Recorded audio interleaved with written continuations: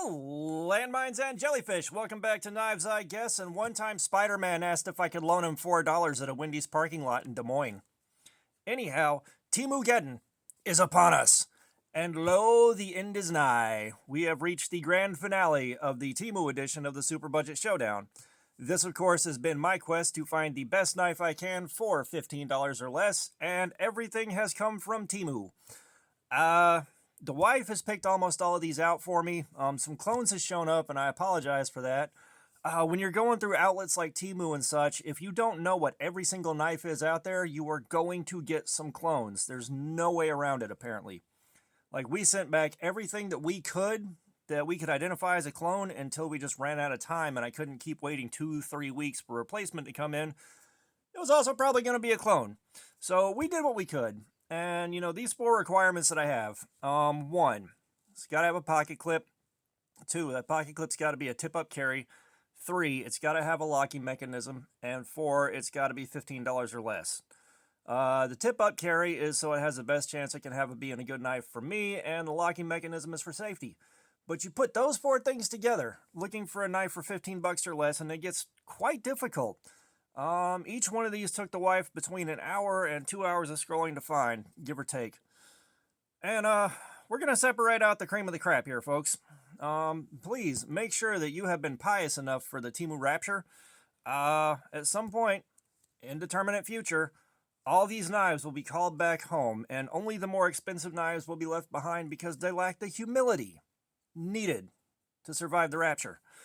So, this has been an interesting 10 weeks here. We'll get into that after we go in on this guy right here. And you guys know I edged on this thing for the whole time because I really wanted to see what this thing would do. And first off, let's get the specs out of the way. You've got a flipper tab. Your pocket clip is tip up, which is the Lord's carry. Let's flick the bean. You got a snappy spring-assisted opener, and you can already tell things have happened.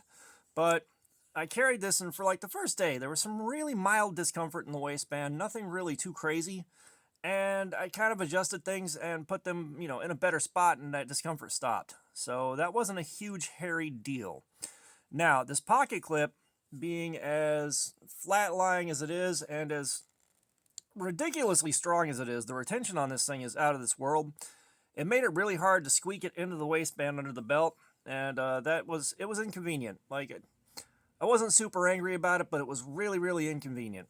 So it carried well enough, and the saran wrap on a pallet. Words are hard. The saran wrap on the pallet. It did a good job getting a clean cut through that last layer, and if you're new here, when I do that cut, 3-4 layers of plastic on the middle of that wrap, most of these will cut through easily enough, but when you get to that single layer towards the bottom, if you have edge problems, you're going to see them. It's going to hang up and tear instead of cut. This did a pretty good job of cutting up until like the last day, and then it was still decent. I just had to pull it a little bit tighter. So that edge was pretty good. It came out of the box shaving. It came out of the box doing the cut test on paper better than anything else here has. You know, it did pretty good. And I got down to cardboard slayer, and I did my usual 500 cuts. And I've talked about it a few times now, but the thing I was waiting on was the paint on this thing. And if this is your first time seeing these things, this whole thing is painted. Like, you can see where paint chipped off during shipping and handling, all that. But let's flick the bean. You can see where some paint rubbed off on this side, and I have learned that my cuts are biased towards a different side because, pow!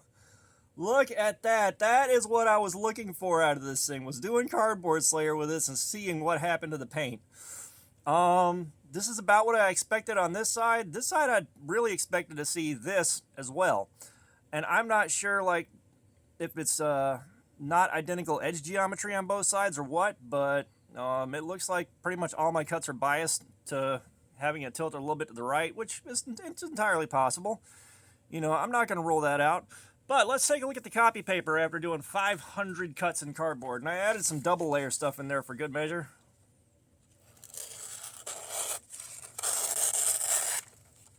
So it's still doing what it do.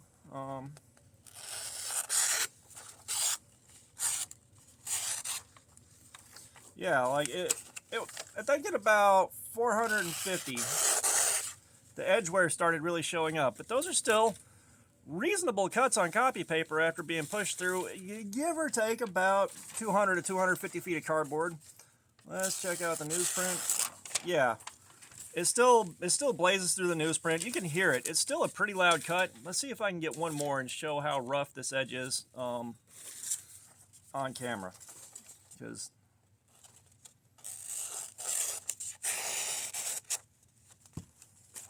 yeah, if you saw last week's, this cut is nowhere near as rough and nasty as the cut from last week's knife was.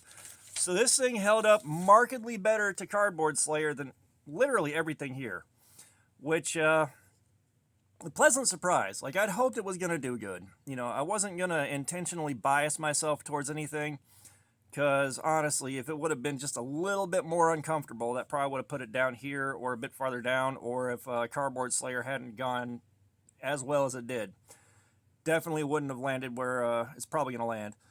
But yeah, this thing, it carried okay. It worked really good. No complaints about the function. The only thing with the fit and finish really is, I don't know how well it shows, but these bolts back here could be tightened down a little bit more. Little bit of wiggle on the frame and the scales there. But yeah, this thing was definitely fun to play with, and you know, this is the last knife of TEMUGEDDON finally. Like the first season of the Super Budget Showdown, which if you haven't seen it, go back and check it out. I had fun making that. That was another 10 weeks of work for that video series, but I'm happy to be done with these. I want to carry the nice things again for a while. But where does this put this thing in terms of the rest of the competition? Well, we are going to give this a very, very, very close first place finish. This thing, the only thing that separated these two really was this handled Cardboard Slayer better, and it had a better cutting geometry than this did by just a little bit.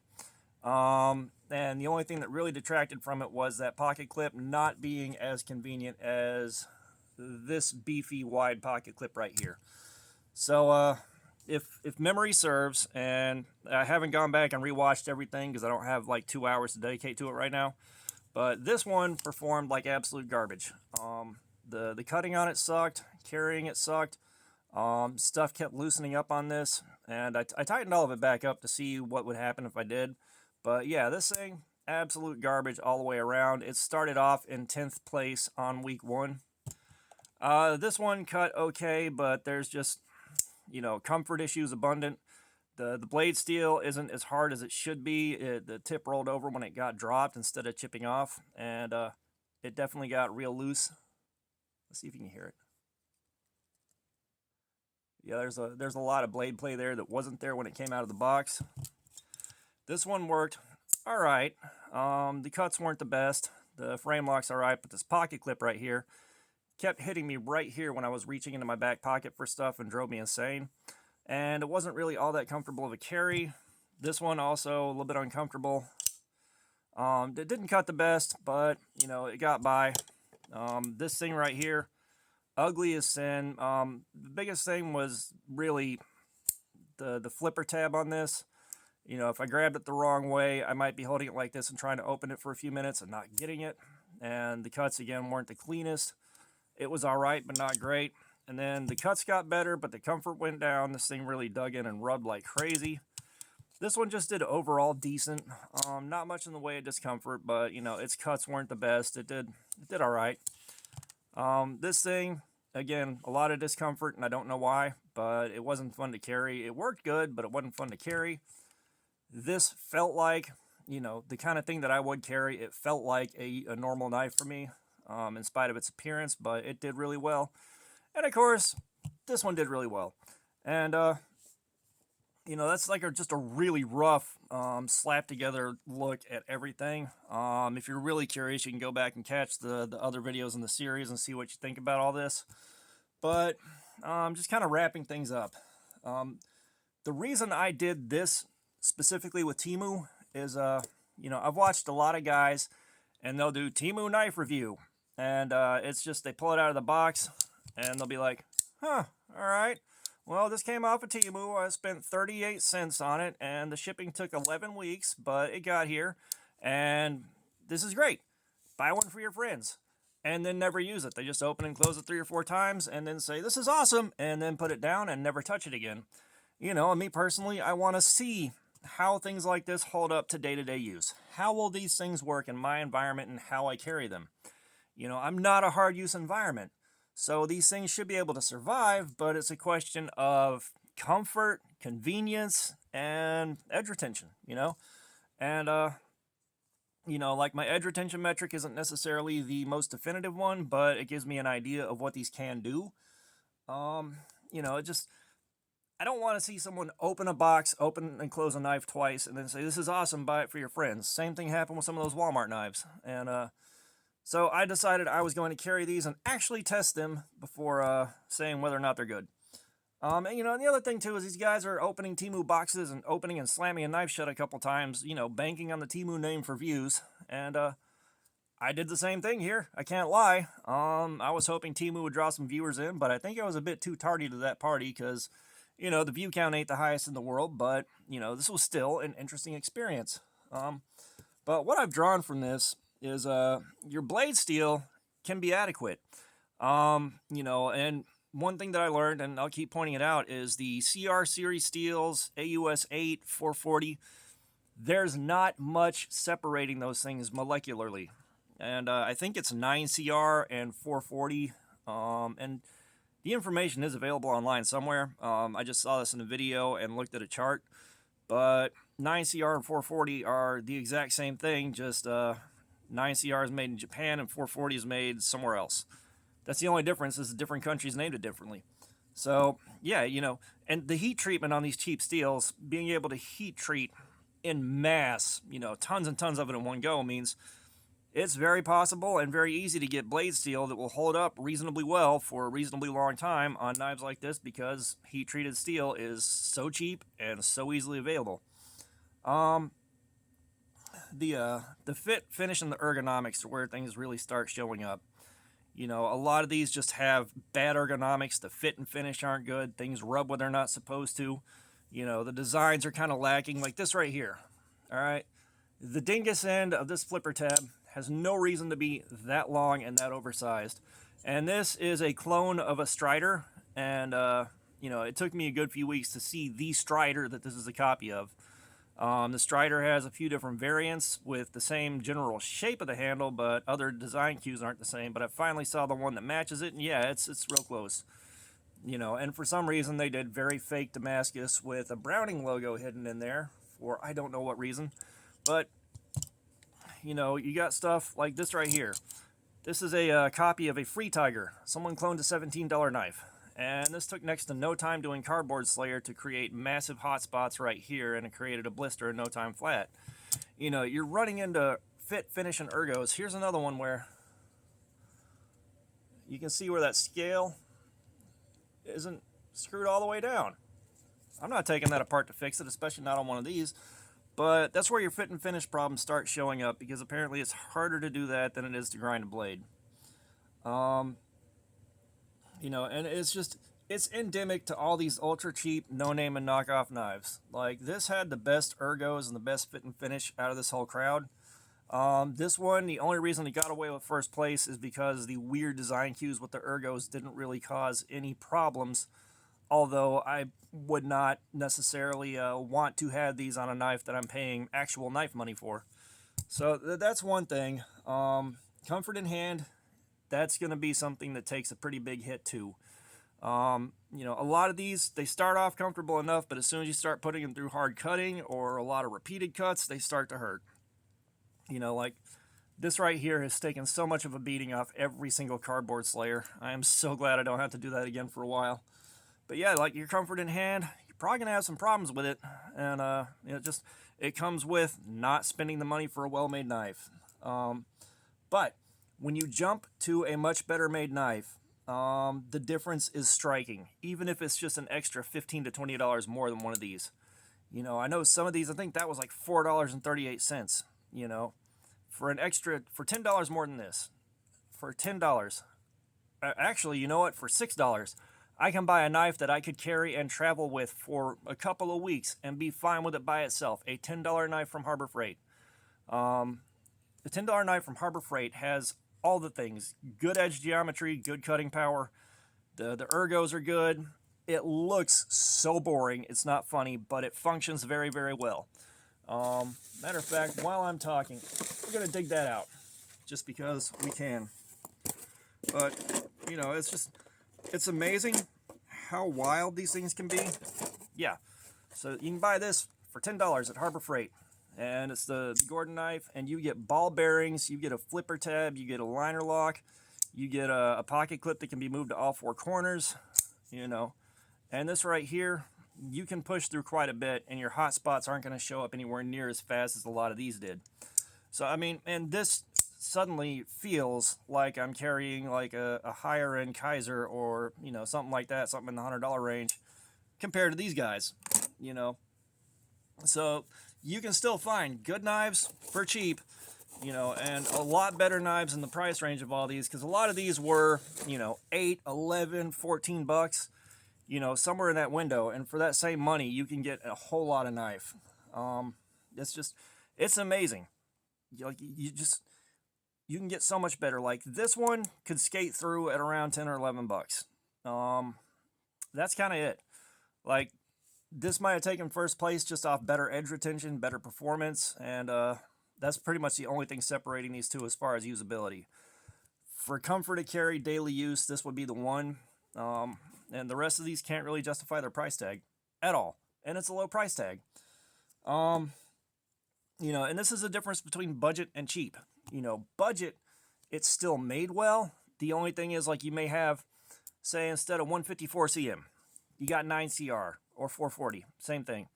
You know, instead of, you know, G10 scales, you might have a FRN, you know. And even G10s come down in price so much it's not funny. But the whole thing is, it's still made well. The ergos are still good. The edge profile is good. The geometry is good. The lock's good and safe. Like, that's budget. You know, you're dealing with just cheaper blade steel and cheaper materials. You know, you don't get titanium pocket clips. You don't get, you know, a ton of the fancy bells and whistles that aren't necessary, but cheap is when you get into this stuff right here. All right, you get into stuff that's just slapped together. It's not really made all that well. The designs aren't thought out. You know, your blade steel, they're still going to be cheap. There's only so low you can go on this. You know, once you hit 3 CR, I don't know if there's a sub-basement for that, but, you know, so just the blade steel is kind of irrelevant here. Like, I'm sure there's a lot of 3 CR, 420, you know, and that was the thing with these. I don't have any material specs. I don't have the pricing. Some of these have branding on them, which is probably completely untrue. But, you know, it's amazing. Some of these are the same price as other knives I have. Like, and I think I've shown you guys. Sorry, I just bumped the camera. I've shown some of you guys. But, like, $12. All right.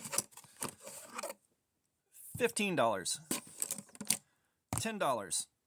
You know, this is the stuff you can get in the same price range that are so much better, because these are budget. These are cheap. You know, like the Duratec knife here that won the last series. It's maybe a few cents more expensive than a couple of these right here. And this I could carry every day for a month and be fine with. I would be very happy with this thing. Axis lock, centrifugal opens, the steel's good, the edge is good, the pocket clip's good, all that. Crescent Tools knife, same thing, 12 bucks. I could carry this daily for months and be fine.